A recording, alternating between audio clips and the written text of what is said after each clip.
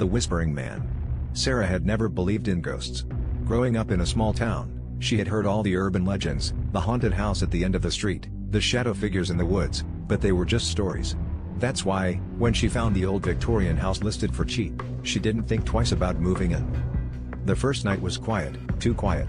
No creaky floors, no distant howling wind, just silence. That should have comforted her, but instead, it felt wrong. Then came the whispers. At first, she thought it was just the wind sneaking through the cracks in the walls. But the words were clear, deliberate. "Sarah, come downstairs." Her heart pounded. She tried to ignore it, reasoning with herself. Lack of sleep. Stress. The power of suggestion. But the whispers didn't stop. They became more insistent, more desperate.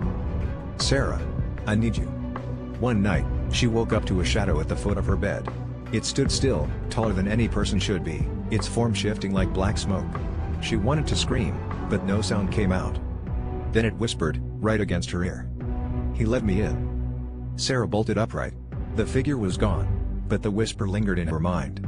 She didn't know who he was, and she didn't want to find out. She tried to leave the house the next morning, but the front door wouldn't budge. Neither would the windows. Her phone had no signal. It was as if the house itself had sealed her inside. That night, the whispers grew louder, turning into shrieks. They clawed at her mind, filling her head with visions, faces twisted in agony, blackened hands reaching for her. Then, she saw him. A tall, emaciated figure stood in the doorway of her bedroom.